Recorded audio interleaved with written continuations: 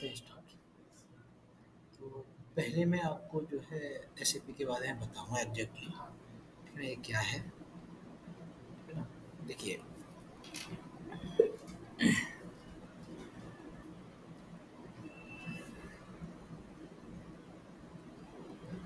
सबसे पहला टर्म आता है ईआरपी। ईआरपी का मीनिंग होता है एंटरप्राइज रिसोर्सेज प्लानिंग। ये फाइल में भेज दूंगा आपको ना। मैं इसको सेव कर लेता हूँ तो आपको लिखना नहीं पड़ेगा। ठीक है।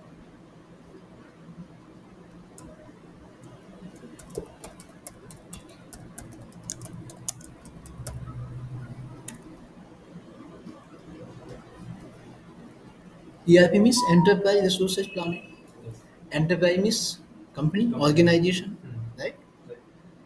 किसी भी इंडस्ट्री सेक्टर में हो सकती है, सर्विस बेस्ड हो सकती है, मैन्युफैक्चरिंग हो सकती है, एफएमसीजी हो सकती है, ऑयल एंड गैस कंपनी हो सकती है, बैंकिंग सेक्टर हो सकता है, एफएमसीजी सेक्टर हो सकता है, राइट। तो 1969 ERP concept born.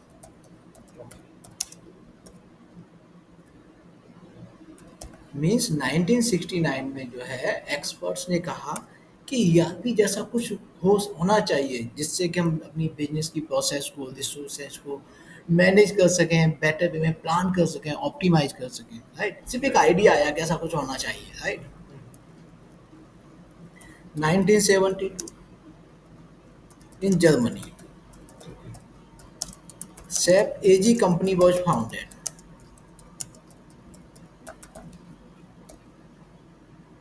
by five former employees of IBM।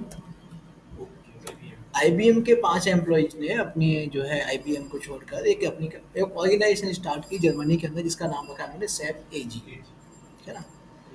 1973 SAP AG company जो है इसने लॉन्च किया एसएपी R1 ईआरपी।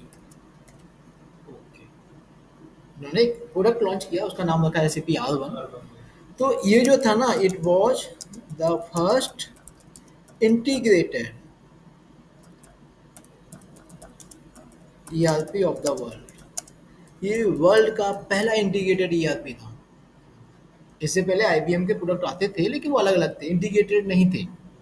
यही 5 लोग थे जिन्होंने आईबीएम से कहा था कि हम इन 5 को अगर इंटीग्रेट कर लें तो एक अच्छा सॉफ्टवेयर बन जाएगा, ईआरपी बन जाएगा। तो आईबीएम ने कहा कि अभी मैं इसको 5 बार में सेल करता हूँ, फिर मुझे एक कंबाइन में सेल करूंगा तो मुझे उतना पैसा नहीं मिलेगा। तो उन्होंने इसके आइडिया पर ध्यान नहीं दिया। और आईबीएम की हिस्ट्री में जो 2 सबसे बड़ी गलतियां कही जाती है, उसमें सबसे पहली गलती ये है कि उन्होंने इनके आइडिया पर काम नहीं किया। अगर इनके आइडिया पर काम करती तो जो सैप एसएपी जो सॉफ्टवेयर है वो आज आईबीएम का प्रोडक्ट होता है, राइट। और दूसरा आईबीएम की हिस्ट्री में सबसे बड़ी गलती थी, आईबीएम ने उनका ये थिंक पैड नाम का लैपटॉप था ना, जो लिनोवो को सेल कर दिया था। ये 2 आईबीएम की सबसे बड़ी गलती कही जाती है, राइट। तो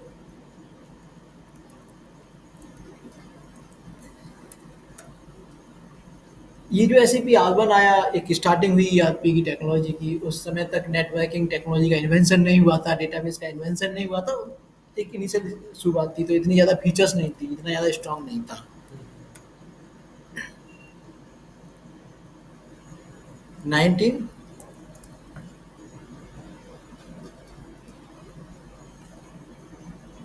1992 में जो है इन्होंने जो अपना थर्ड लॉन्च किया, सैप एजी लॉन्च्ड एसएपी R3।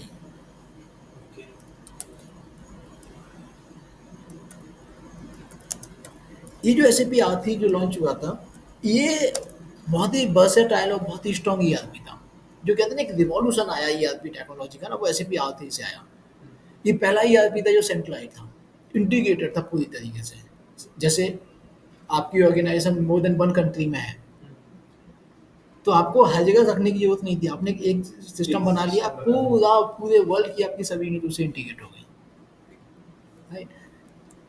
फिर इन्होंने बाद में लॉन्च किया एसएपी R3 के अंदर जो सबसे लास्ट वर्जन आया वो था एसएपी R3 4.7। उसके बाद S A P E C सी 5.0 आया, फिर S A P E C C 6.0 आया। 6.0 में जो सबसे लास्ट है वो है S A P E C C 6.0 E H P 8 enhancement package 8। जब एस ए पी कोई भी नई फंक्शनलिटी ऐड करती है, कोई ज़्यादा मेजर नहीं होती, तो वो एस ए पी का नया वर्जन लॉन्च नहीं करती, वो उसका एक ई एच पी लॉन्च कर देती है। ई H P means enhancement package. और 2015 में जो है इन्होंने लॉन्च कर दिया था S A P S four HANA. Right, बात आती है S A P S four HANA launch क्यों किया? जब एस ए पी आती इतना अच्छा था, सब कुछ सही था, तो हाना की क्या जरूरत थी? राइट, तो इसके पीछे की बेसिक रिक्वायरमेंट को समझते हैं। देखिए, आपने एक टर्म समझा होगा, बिग डेटा। सुना होगा शायद, आप कुछ दोस्त भी होंगे जो बताते होंगे कि मैं बिग डेटा का कोर्स कर रहा हूँ, मैं बिग डेटा हडूप का कोर्स कर रहा हूँ। राइट, तो बेसिकली बिग डेटा क्या है? बिग डेटा एक प्रॉब्लम है। इसकी वजह से क्या प्रॉब्लम्स आती हैं? इसकी वजह से प्रॉब्लम आती है, सबसे पहली प्रॉब्लम तो आती है स्टोरेज इशू। जब डेटाबेस बढ़ता जाएगा तो स्टोरेज इशू आता है। राइट, अब एक बड़ी organisation per day 10 20 50 GB data बन नया क्रिएट हो रहा है डेटाबेस, तो एक दिन ऐसा आएगा स्टोरेज इशू आएगा। राइट, दूसरी प्रॉब्लम आती है परफॉर्मेंस इशू। इसको सिंपल लैंग्वेज में आप ऐसे समझो, आप मोबाइल फ़ोन यूज़ करते हो, आपने मुझसे कहा कि मेरा मोबाइल फ़ोन में ना और डेटा नहीं बनता पाता, क्योंकि उसका पूरा मेरी स्टोरेज ऑक्यूपाई हो गई है। राइट, तो मैंने आपसे कहा आप उसमें मेमोरी कार्ड लगा लो, कि मैं मैक्सिमम जितना वो सपोर्ट कर सकता है उतनी मेमोरी कार्ड लगा रखा है वो खोला। और दूसरी प्रॉब्लम ये आ रही है, मेरा मोबाइल स्लो हो गया है। राइट, तो मोबाइल इज ऑल्सो कंप्यूटर। अब एक ऑर्गेनाइजेशन के अंदर सर्वर है, बहुत बड़ा सर्वर है, तो उसमें भी ये प्रॉब्लम आएगी। राइट, कितनी हार्ड डिस्क सिस्टम में लगाएंगे, कितनी हार्ड डिस्क स्टोरेज करके रखेंगे। राइट, तो इसका जो सॉल्यूशन निकाला गया, cloud computing. Cloud computing technology जो आई, वो बिग डेटा प्रॉब्लम का सॉल्यूशन है। तो वैसे भी ने इस टेक्नोलॉजी को एडॉप्ट किया, ऐसे भी ने भी फिर खुद को इसके हिसाब से चेंज किया, मॉडिफाई किया, एडवांस किया। राइट, तो ऐसे भी ने जो इसका सॉल्यूशन निकाला उसको इन्होंने बोला हाना, हाई परफॉर्मेंस एनालिटिकल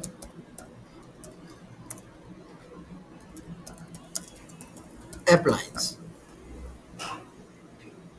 तो हाना क्या है? बिग डेटा प्रॉब्लम का सॉल्यूशन। हाना जो है आपको क्लाउड कंप्यूटिंग टेक्नोलॉजी की हेल्प से आपको अनलिमिटेड स्टोरेज फैसिलिटी प्रोवाइड करता है, प्लस इसने जो है परफॉर्मेंस को बहुत ही फास्ट कर दिया है। राइट, जहाँ पहले किसी रिपोर्ट को फैच करने में आधा घंटा लग जाता था, वो रिपोर्ट फैच होकर 1 या 2 मिनट में या कुछ सेकंड्स में आ जाती है। राइट, अब एसएपी जो है इसको मॉड्यूल्स में डिवाइड किया गया। जिस तरीके से कि ऑर्गेनाइजेशन को डिपार्टमेंट से बांटते हैं, कंपनी को डिपार्टमेंट में क्यों बांटते हैं? जिससे कि हम अपने वर्क को बेटर वे में कर सकें, बेटर वे में मैनेज कर सकें, बेटर वे में प्लान कर सकें, बेटर वे में मॉनिटर कर सकें। राइट, इसी कंपनी क्या कहती है, एक सर्टेन टाइप के वर्क के लिए एचआर डिपार्टमेंट बना दिया, एक दूसरे सर्टेन टाइप वर्क के लिए परचेज डिपार्टमेंट बना दिया, तीसरे सर्टेन टाइप वर्क के लिए उन्होंने सेल्स डिपार्टमेंट बना दिया। तो इसी तरीके से एसएपी ने भी खुद को जो है मैनेज किया है मॉड्यूल्स में। और मॉड्यूल्स की एसएपी के अंदर जो कैटेगरी है वो है 2 category, technical modules and functional modules. जब हम बात करते हैं टेक्निकल मॉड्यूल्स की, तो इसके अंदर कुछ मॉड्यूल्स आते हैं जैसे एबीएपी, अबैप। ये एसएपी की अपनी प्रोग्रामिंग लैंग्वेज है, जहाँ बात कोडिंग या प्रोग्रामिंग की आती है वहाँ अबैप यूज होगा। दूसरा बेसिस, एएसएपी का अपना सर्वर एडमिनिस्ट्रेशन है, सॉफ्टवेयर एडमिनिस्ट्रेशन है, सिक्योरिटी आ गई, डेटाबेस मैनेजमेंट आ गया। राइट, लाइसेंसिंग आ गई, लोड बैलेंसिंग आ गई। बेसिस में आ गया BIBW, business intelligence, business warehouse, इसको बेसिकली टेक्नो फंक्शनल कहा जाता है, and so on. Second category आ जाती है फंक्शनल मॉड्यूल्स की। फंक्शनल मॉड्यूल्स के अंदर जैसे आपका एमएम आ गया, जिसे मटेरियल्स मैनेजमेंट बोल देते हैं, एचडी आ गया जिसको हम सेल्स एंड डिस्ट्रीब्यूशन बोल देते हैं, FI financial accounting, CO controlling, controlling को बोलते हैं cost and meningeal accounting, right? Production planning, plant maintenance, quality management, project system, product life cycle management, human capital management, supply chain management, customer relationship management, suppliers relationship management and so on, right? And so on, right? ठीक है, हमारा concern क्या है? हमारा concern है SAP MM, जो कि एक फंक्शनल मॉड्यूल है। फंक्शनल मॉड्यूल को 3 पार्ट में बाँटा जाता है। कौन-कौन से पार्ट होते हैं? एक होता है कॉन्फ़िगरेशन डेटा, दूसरा होता है मास्टर डेटा और तीसरा होता है आपका transaction data, right? Configuration data क्या होता है? जिसमें हम अपने मॉड्यूल को कंपनी की प्रोसेस, रिक्वायरमेंट के अकॉर्डिंग कॉन्फ़िगर करते हैं। तो configuration data generally one time activity होती है, बहुत रेयर केस में उसमें कुछ एडिशन या चेंज करना पड़ता है। जैसे कंपनी के 5 प्लांट हैं, तो कॉन्फ़िगरेशन डेटा हमने कंपनी के 5 प्लांट बना दिए, राइट? अब कभी कोई छठवां नया प्लांट बना तो बनाएँगे, कभी किसी प्लांट का एड्रेस चेंज हुआ तो कुछ चेंज करेंगे, राइट? क्लियर? ऐसा नहीं है कि डेली एक्टिविटी करें, राइट? तो इस तरह का डेटा होता है कॉन्फ़िगरेशन डेटा। अब बात आती है मास्टर डेटा, जैसे मटेरियल नंबर। जैसे कंपनी मान के चलिए ऑटोमोबाइल कंपनी है, इंजन ऑयल परचेज करती है, बॉल बियरिंग परचेज करती है, could be an number of data, material number. तो एक पर्टिकुलर मटेरियल, जैसे हमने इंजन ऑयल ले लिया, तो इंजन ऑयल को एसएपी के अंदर एक यूनिक कोड से बनाया जाएगा, राइट? सॉरी, तो मुझे अभी 10 मिनट दो, मैं 10 मिनट वेट कर रहा हूँ, मेरा टॉपिक कंप्लीट हो जाएगा, ठीक है? तो जैसे मटेरियल बनाए गए, हम अलग अलग सप्लायर से, वेंडर से परचेज करते हैं, तो वेंडर मास्टर बनाया गया, राइट? तो सप्लायर्स की डिटेल आ गई। तो इस तरह का जो डेटा है, ये भी वन टाइम बनता है, लेकिन नया फ्रीक्वेंटली आ सकता है। हो सकता है हमें पर वीक एक नया मटेरियल नंबर बनाना पड़े, पर वीक एक नया वेंडर बनाना पड़े, राइट? तो इसको बोलते हैं मास्टर डेटा, ठीक है ना? अब आती है बिजनेस एक्टिविटी, जैसे हमें परचेज रिक्वेशन बनानी है, डेली बेसिस पे हो सकता है 1 बनाए, 100 बनाए, 200 बनाए, राइट? कोटेशन मेंटेन करना है जो वेंडर ने दिया, परचेज ऑर्डर बनाना है, गुड्स रिसीव करना है, राइट? डिलीवरी करनी है, स्टॉक ट्रांसफर करना है। तो ये सब क्या है? ये हमारा ट्रांजैक्शन डेटा, राइट? तो जब हम यहाँ सीखते हैं तो हमें तीनों कंप्लीट सीखेंगे, master data, sorry configuration data, master data, transaction data, right? और तीनों को इम्पोर्टेंट मान के चलना है आपको, राइट? क्योंकि if you want to become the SAP MM consultant, then you should be confident and comfortable in all these three, right? Clear? जिसमें से ट्रांजैक्शन डेटा थोड़ा बहुत आपको आता है क्योंकि आपने उस पर पहले काम किया, राइट? तो हम जो कॉन्फ़िगरेशंस करते हैं, है ना? तो अब किसी भी कंपनी के अंदर जब हम एसएपी जहाँ यूज होता है, वहाँ ऐसा नहीं है कि आपका लॉजिकली एक ही सिस्टम हो। लॉजिकली हमें कम से कम 3 सिस्टम बनाने पड़ते हैं, जो कि एसएपी बेसिस टीम का काम है, एसएपी बेसिस कंसल्टेंट का काम है कि वो एसएपी सिस्टम्स को सेटअप करें, राइट? तो जो एसएपी का सॉफ्टवेयर इंस्टॉल किया जाता है, जैसे मान के चलिए आप एसएपी कंसल्टेंट, बेसिस कंसल्टेंट हैं, आप एसएपी सॉफ्टवेयर इंस्टॉल कर रहे हैं, तो आप ये नहीं बोलेंगे कि मैं एसएपी सॉफ्टवेयर इंस्टॉल कर रहा हूँ, आप बोलेंगे कि मैं एसएपी इंस्टेंस इंस्टॉल कर रहा हूँ, ठीक है ना? जब तक आप एसएपी में नए हैं, जानते नहीं हैं, तब तक तो आप इसको एसएपी सॉफ्टवेयर बोलते हो, इंस्टॉलेशन, राइट? लेकिन आज के बाद इसको क्या बोलोगे आप? SAP installation, right? और इसको हमेशा एसएपी बोलोगे, सैप नहीं बोलोगे। अगर आप ये कहते हो कि मैं सैप में काम करता हूँ, इसका मीनिंग ये है कि आप सैप कंपनी में काम करते हैं, राइट? अगर आप कहते हो कि मैं एसएपी में काम करता हूँ, तो मैं पूछूँ भैया कौन से मॉड्यूल में काम करते हैं, राइट? जैसे अगर मैंने आपसे कहा, जैसे हम दोनों लोग एसएपी में हैं, हम दोनों लोग जानते हैं, आपने मुझसे पूछा भाई क्या करते हैं, मैंने कहा मैं सैप में काम करता हूँ, यार तुम तो सैप कंपनी में काम करते हो, तो हेड ऑफिस में बैठते हो उनके, या वर्क फ्रॉम होम कर रहे हो, राइट? ये क्वेश्चन आएगा। अगर मैं कहता हूँ यार मैं एसएपी में काम करता हूँ, तो कौन से मॉड्यूल पे काम करते हो, राइट? तो ये इसका डिफरेंस है बोलने का, राइट? तो हमें या आपको क्या बोलना है? SAP, clear? तो जो अब इंटरव्यू में क्वेश्चन पूछा जाता है जनरली, जब आप जैसे भी कंसल्टेंट जाते हैं, कि what is the What is the SAP landscape in your project या कंपनी ना? ये किसी भी मॉड्यूल में पूछ सकते हो ना। तो इसका आपको सीधे आंसर देना है। आंसर क्या देना है इसका? सीधे डेवलपमेंट सर्वर,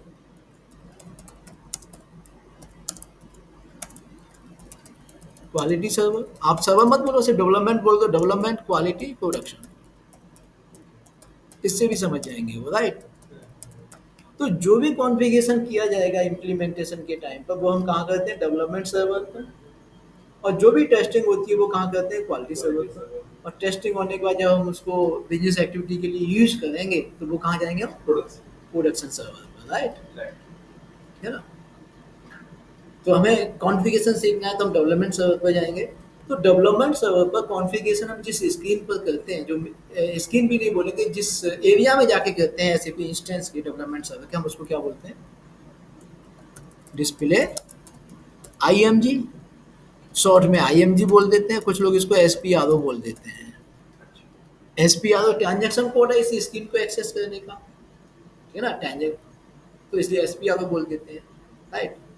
तो जनरली मैक्सिमम लोग इंडस्ट्री में इसको एसपीआरओ बोलते हैं, लेकिन इसमें से आप तीनों टर्म यूज कर सकते हो। हाँ, रिकमेंड मैं यही करूँगा कि आप ये एसपीआरओ बोलो, है ना। अब इसमें एक टर्म आया ट्रांजैक्शन कोड, शॉर्ट में क्या बोलते हैं? T code. इसको समझते हैं पहले नॉन एसएपी एग्जाम्पल से। आपको एक बिल्डिंग के 11th फ्लोर पर जाना है, तो आपका दो तरीके होते हैं, या तो आप लिफ्ट यूज करें या आप स्टेयर्स यूज करें। स्टेयर से जाते हो आप one by one, path by path, it takes time. Lift से क्या कहते हैं? डायरेक्ट पहुंच जाते हैं। सेम इसी तरीके से एसएपी में भी किसी भी स्क्रीन पर जाने के दो तरीके हैं, या तो आप पाथ यूज करो या ट्रांजेक्शन।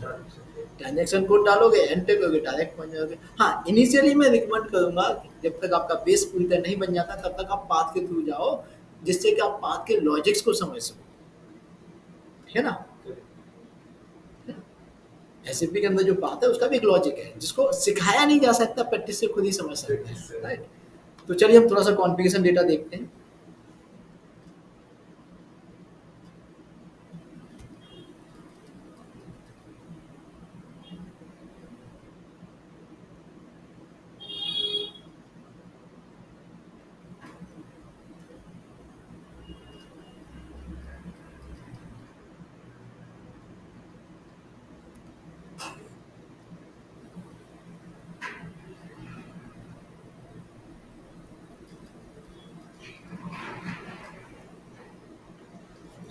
जब हम एसएपी सिस्टम के अंदर लॉगिन करते हैं अपनी यूजर आईडी के थ्रू, जब हम प्रोजेक्ट पर होंगे हमारी अपनी यूनिक यूजर आईडी होगी, तो लॉगिन करते ही सबसे पहले स्क्रीन आएगी एसएपी इजी एक्सेस, राइट। जरूरी नहीं है यहाँ पर ऐसे दिखे, हो सकता है यहाँ पर आपको इसमें यूजर मेनू डिसेबल नहीं, डिसेबल है। आप जब यूजर मेनू पर क्लिक करेंगे ना तो इधर क्या लेके आ जाएगा? एसएपी इजी एक्सेस, उधर आपकी आईडी आ जाती है ना? ये सिर्फ कौन सा वर्जन है? आप दोनों सीखेंगे। अभी मैंने ईसीसी में लॉगिन किया है, आपको दोनों सिखाया जाएगा, ईसीसी 6.0 भी, एस पर हाना भी, दोनों सिखाया जाएगा। तो डिस्प्ले आईएमजी पे जाने के लिए टूल्स में जाएंगे, कस्टमाइजिंग आईएमजी। आईएमजी का मतलब है इम्प्लीमेंटेशन मैनेजमेंट गाइड, शॉर्ट में बोल देते हैं इम्प्लीमेंटेशन गाइड। दूसरा गया SPRO, execute project. SPRO execute project means, SPRO means SAP project reference objects. तो एसपीआरओ एक की कोड है, SPRO means SAP SAP project reference objects. तो इस पर चलते हैं। जैसे ही मैंने एसपीआरओ एग्जीक्यूट प्रोजेक्ट पर डबल क्लिक किया, एक नई स्क्रीन आई, इसको बोलेंगे SAP reference IMG, display IMG. यहाँ पर जो है हम जो भी कॉन्फ़िगरेशन डेटा बनाते हैं वो हम डिस्प्ले आईएमजी स्क्रीन पर बनाते हैं। जैसे अगर हम बात करते हैं एमएम मॉड्यूल की, तो it is the materials management, sales and distribution, warehouse management, quality management, plant maintenance, production, project system, PS, so many there, right. देखिए किसी भी कंपनी में जब एसएपी इम्प्लीमेंट करते हैं तो हमें सबसे पहले उस कंपनी का स्ट्रक्चर डिफाइन करना पड़ता है एसएपी के अंदर, जिसको हम ऑर्गेनाइजेशनल स्ट्रक्चर कहते हैं। यहाँ हम उसको बोलेंगे एंटरप्राइज स्ट्रक्चर। एंटरप्राइज स्ट्रक्चर को टू पार्ट्स में बांटा गया है। एक है आपका डेफिनेशन। डेफिनेशन का मीनिंग क्या है, सब कुछ डिफाइन करना। और दूसरा है असाइनमेंट। जब रियल टाइम में अपने प्रोजेक्ट पर होते हो तो कंसर्न पर्सन कंसर्न मॉड्यूल से जुड़ा हुआ कॉन्फ़िगरेशन करेगा, राइट। जब आप रियल टाइम में होंगे तो आप सिर्फ एसएपी एमएम से जुड़े हुए कॉन्फ़िगरेशन करेंगे, लेकिन यहाँ पर हमें कुछ अलग मॉड्यूल के भी कॉन्फ़िगरेशन करने पड़ेंगे क्योंकि हमें एमएम का अदर मॉड्यूल के साथ इंटीग्रेशन भी सीखना है, राइट। तो इसलिए हम पहले चलते हैं फाइनेंशियल अकाउंटिंग में, ठीक है ना। फाइनेंशियल अकाउंट में हम सभी कॉन्फ़िगरेशन नहीं करेंगे, हम सिर्फ उतना कर लेंगे जितना हमें एमएम के लिए चाहिए। अगर हमारा मॉड्यूल एसएपी एफआईसीओ होता है तो हम कंप्लीट करते हैं इसको, राइट। तो मैं इसमें क्या कर रहा हूँ, मैं इसमें बना रहा हूँ कंपनी कोड। कंपनी कोड क्या है, बेसिकली एक इंडिविजुअल कंपनी, जैसे टाटा ग्रुप है।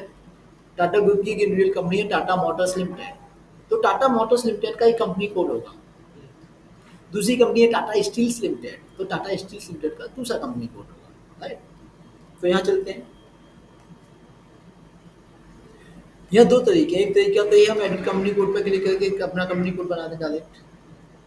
तो उसमें क्या सिर्फ कंपनी कोड बनेगा, उसके अंदर एफआई का कोई भी डिफॉल्ट डेटा कॉपी होके नहीं आएगा।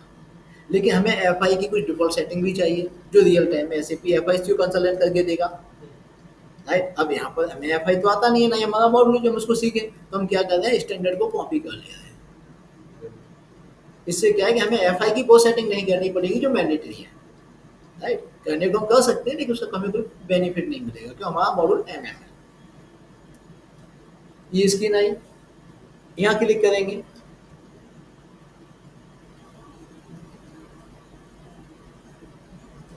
तो हम कंपनी कोड में 0001 ले लो। 0001 एक स्टैंडर्ड कंपनी कोड बना होता है एसएपी सॉफ्टवेयर के अंदर, एसएपी इंस्टेंस के अंदर, जिसमें सैंपल डेटा पड़ा होता है। तो यहाँ से हम अपना बना लेते हैं, कॉपी करके, ठीक है ना। तो बताइए किसका एग्जांपल लेके चलें। मैन्युफैक्चरिंग इंडस्ट्री का नाम, तो हम बना देते हैं, जस्ट ऐसे ही बना देते हैं। एबीसी ऑटोमोबाइल लें या टेक्सटाइल लें या इंजीनियरिंग इक्विपमेंट मैन्युफैक्चरिंग ले लें, एबीसी ई कर देते हैं, ठीक है ना। ये जो हमने कोड डाला है 4 डिजिट, अप टू 4 डिजिट, ठीक है ना। इसको 2 डिजिट भी दे सकते थे, 3 भी, 1 भी, could be numeric, alphabetic, alpha numeric, या इसमें स्पेशल कैरेक्टर भी अलाउ करता है। But practically generally real time में हम इसको न्यूमेरिक बनाते हैं, ठीक है जी। तो मैंने इस पर क्लिक किया, क्लिक करते एक मैसेज आया, do you want to copy the GL account company code data. Actual में हम कॉपी ही इसलिए कर रहे हैं कि हमारे पास जो डिफॉल्ट जीएल अकाउंट कुछ हमें चाहिए होंगे वो बन के आ जाए, कॉपी होके आ जाए। तो आप यस पर क्लिक करेंगे, अगेन यस पर क्लिक कर देंगे, जीएल की ग्रुप में जनरल लेजर, ठीक है ना। फिर से यस पर क्लिक किया, हम करेंसी दे देंगे अपने हिसाब से, मैंने इंडियन रुपी करेंसी दे दी। एंटर किया, एंटर एंटर 3 टाइम्स एंटर कर दो, ये आप कॉपी करना शुरू कर देगा, इसको कॉपी करता रहेगा।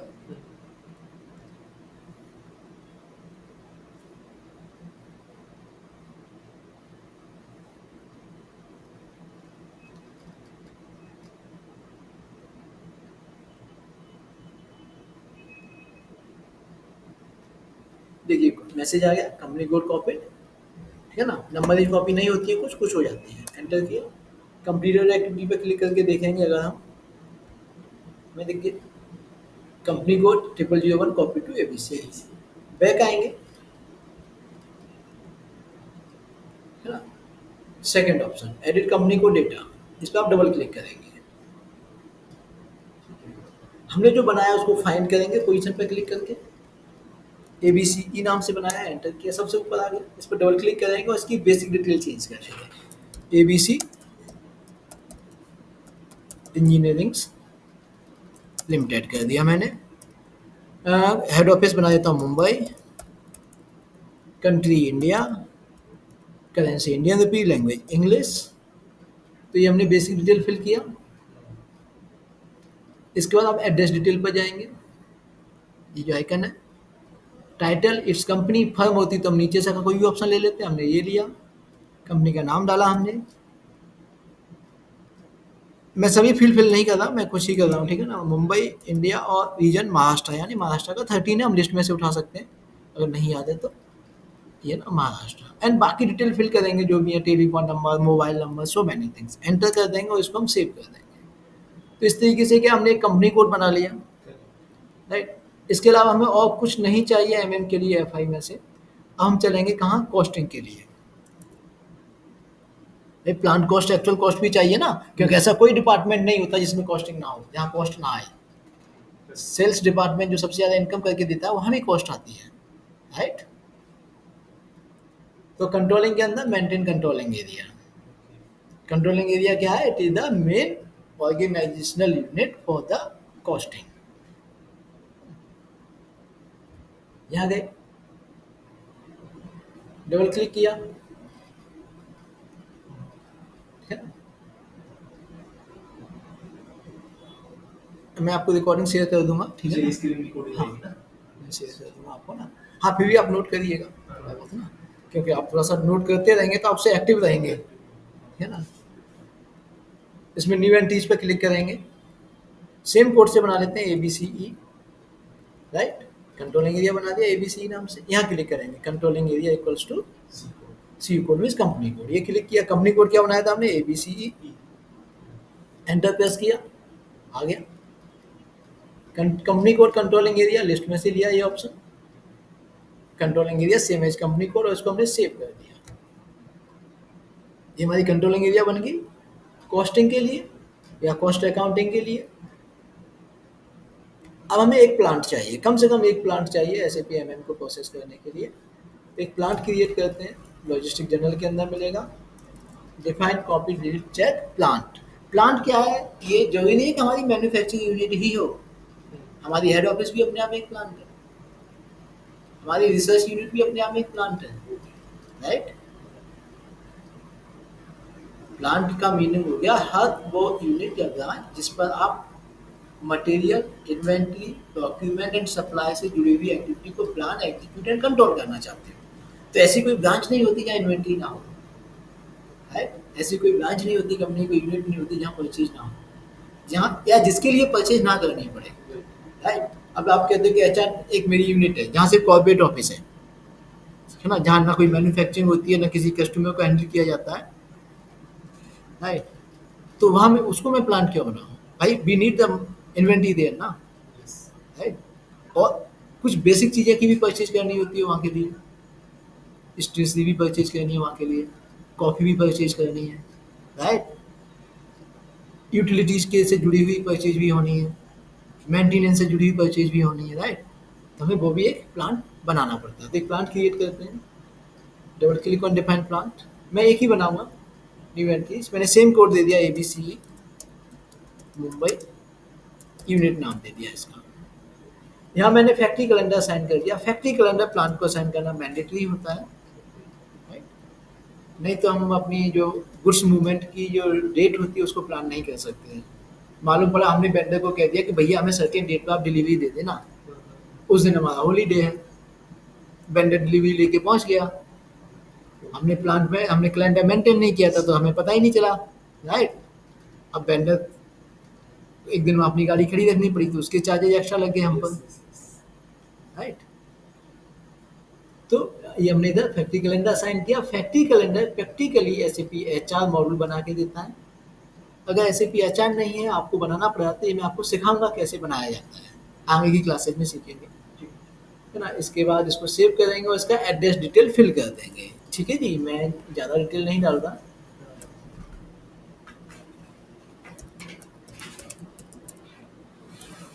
एंटर, और ये हमने सेव कर दिया।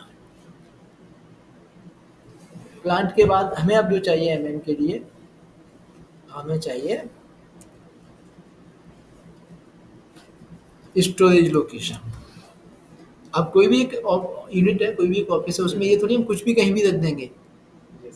हर एक टाइप के मटेरियल को रखने की एक लोकेशन फिक्स होती है उसके अंदर, है कि भैया यहाँ पर रॉ मटेरियल रखना है, यहाँ पर डेली नीड से जुड़ी हुई चीज़ें रखनी है, राइट। यहाँ पर स्क्रैप रखना है, यहाँ पर रिटर्नेबल रखना है, राइट। तो वो हम बनाएंगे। तो मेंटेन स्टोरेज लोकेशन में चलते हैं, प्लांट हमने क्या बनाया है, ए बी सी ई, एक ही बनाया, एंटर किया, न्यू एंट्रीज करेंगे। तो एक मैंने बना दिया रॉ मटेरियल्स के नाम से, एक बना दिया सेमी फिनिश्ड के नाम से, ठीक है। एक मैंने बना दिया फिनिश्ड के नाम से, एफ जी ना, एंड सो ऑन, स्क्रैप के नाम से returnable packaging material and so on, save कर देंगे। अब इनका एड्रेस, जैसे रॉ मटेरियल है ये लिया मैंने, एड्रेस ऑफ स्टोरेज लोकेशन में गए, करेक्ट। न्यू एंट्रीज किया। ये मेरे प्लांट में जो है एक सर्टेन एड्रेस पर रखा जाता है, तो मैंने 001 डाल के सेव किया, इसका एड्रेस दे दिया, मान के चलिए मेरा कोई हॉल नंबर 7 है जहाँ मेरा रॉ मटेरियल रखा जाता है। आप बाकी अदर डिटेल ये सारा उसमें एफआई वाले मॉड्यूल में मेंटेन नहीं, एफआई में तो हमने एक ही बनाया था, केवल कंपनी को, फिर एक सीओ में बनाया था कंट्रोलिंग एरिया, Controlling area। अभी हमारे एमएम के अंदर आ गया है। हाँ, इससे पहले एक प्लांट बनाया था लॉजिस्टिक जनरल में, जो कि एमएम में बनाना है हमें, ठीक है ना। एंटर किया और उसको सेव कर दिया। मैंने एक को ही मेंटेन किया है अभी ना एड्रेस रॉ मटेरियल का। आप जब प्रैक्टिस करेंगे, आप जितनी बना सबके लिए करिएगा सेम तरीके से, राइट। अब नेक्स्ट क्या आएगा हमारा, परचेजिंग ऑर्गेनाइजेशन।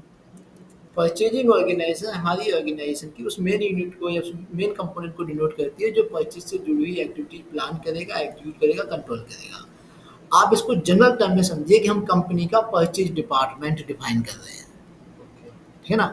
परचेज ऐसा थोड़ी हर कोई कर देगा, करेक्ट। राइट। आईटी डिपार्टमेंट को 50 लैपटॉप चाहिए तो वो भी रिक्वायरमेंट कहाँ जाएगी, परचेज डिपार्टमेंट को। मेंटेनेंस डिपार्टमेंट को सर्टेन स्पेयर पार्ट्स चाहिए तो कहाँ जाएगा, परचेज डिपार्टमेंट को, राइट। क्वालिटी डिपार्टमेंट को कुछ चाहिए तो परचेज डिपार्टमेंट, एचआर डिपार्टमेंट को चाहिए तो परचेज डिपार्टमेंट, राइट। तो एसएपी एमएम की मेन ऑर्गेनाइजेशन यूनिट क्या है, परचेजिंग ऑर्गेनाइजेशन। एफआई मॉड्यूल की क्या है, कंपनी कोड। सीओ मॉड्यूल की है कंट्रोलिंग एरिया। एसडी मॉड्यूल की है sales organisation. Maintenance PM module की है मेंटेनेंस प्लानिंग प्लांट, राइट। तो चलते हैं इसके अंदर, न्यू एंट्री करते हैं और सेम कोड से बना लेते हैं, इससे कोड याद नहीं रखना पड़ेगा। एक डिस्क्रिप्शन दे दिया ए बी सी, इसको सेव कर दिया। Right? अब हमने ये क्या किया, इतना ही चाहिए हमें एमएम के लिए, ये हमने बना लिया। अब हम इसको क्या करेंगे, डेफिनेशन के बाद असाइनमेंट में जाके एक दूसरे से इसको जोड़ेंगे। क्यों, सेम कोड देने का मतलब ये नहीं है कि वो सब इंटीग्रेट हो गए, राइट। अब हमें एसएपी को बताना पड़ेगा कि ये सब किसके हैं, A B C E company के कोड के लिए है, राइट। तो उसके लिए हम क्या जाएंगे, असाइनमेंट में जाएंगे। सबसे पहले कंट्रोलिंग, कंट्रोलिंग में हम असाइन करेंगे company code A B C E को अपनी controlling area A B C E से, राइट। क्लियर।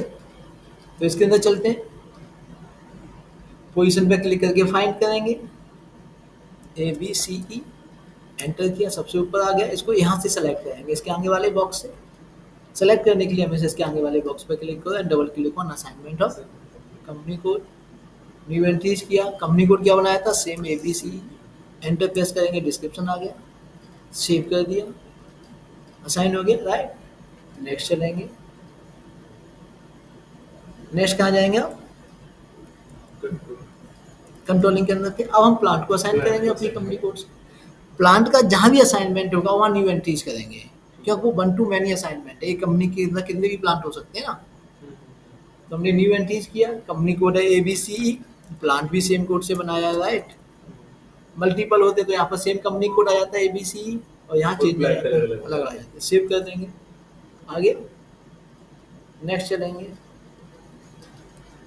Materials management. अब हम क्या करेंगे, परचेजिंग ऑर्गेनाइजेशन को असाइन करेंगे कंपनी कोड से, राइट। अभी मैंने नॉर्मल ओवरव्यू दिया है ना, कल सेम कॉन्फ़िगरेशन रिपीट होंगे विद सम एक्स्ट्रा कॉन्फ़िगरेशंस, ठीक है ना, क्योंकि बेस बनने के हैं बहुत स्लो चलना होता है। आज ठीक ठाक समझ में आ रहा होगा, कल जब इसको हम थोड़ा सा रिपीट करेंगे तब ये बहुत अच्छे से समझ में आएगा, और 3 क्लास के बाद आपको चीज़ें बहुत क्लियरली समझ में आने लगेंगे। 1 मिनट होल्ड करिएगा।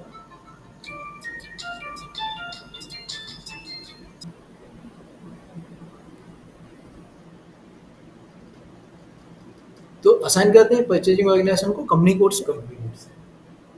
पोजीशन पे क्लिक करेंगे, परचेजिंग ऑर्गेनाइजेशन फाइंड करेंगे, अपना कंपनी कोड फिल कर देंगे, सेव कर देंगे। इसी तरीके से अब क्या है, नेक्स्ट असाइनमेंट हमारा परचेजिंग ऑर्गेनाइजेशन का प्लांट से, प्लांट के साथ असाइनमेंट है, न्यू एंट्रीज करेंगे, परचेजिंग ऑर्गेनाइजेशन फिल किया, प्लांट फिल किया, सेव कर देंगे, राइट। तो इस तरीके से जो हमने थोड़ा सा इसका एंटरप्राइज स्ट्रक्चर देखा, राइट, ठीक है। है ना।